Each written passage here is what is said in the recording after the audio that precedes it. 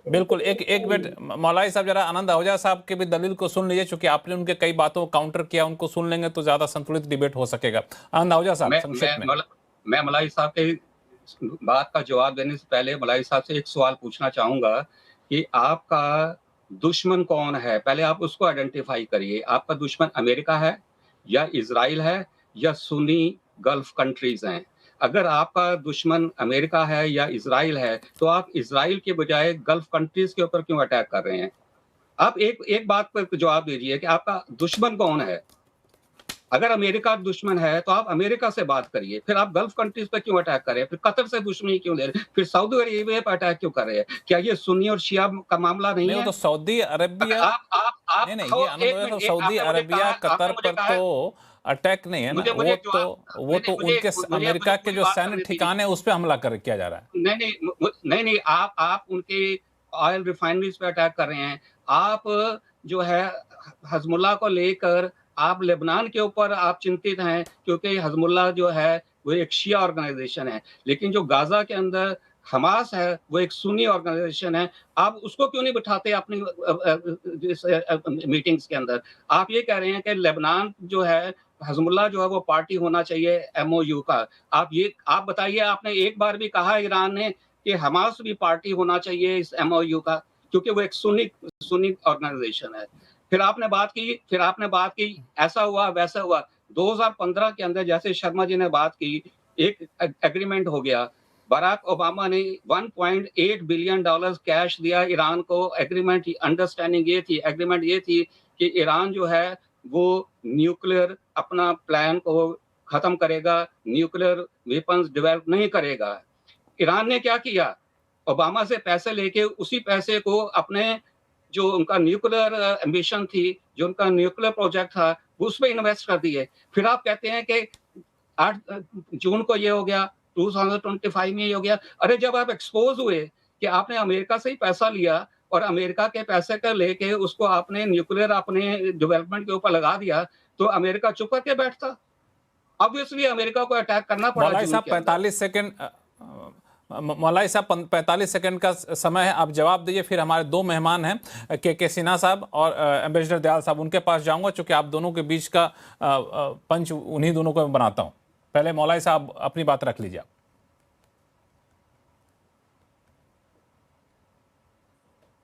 जी मौलाई साहब बताएं। सबसे पहले कोई मुद्दा है ही नहीं। अमेरिका कोशिश यही कर रहा है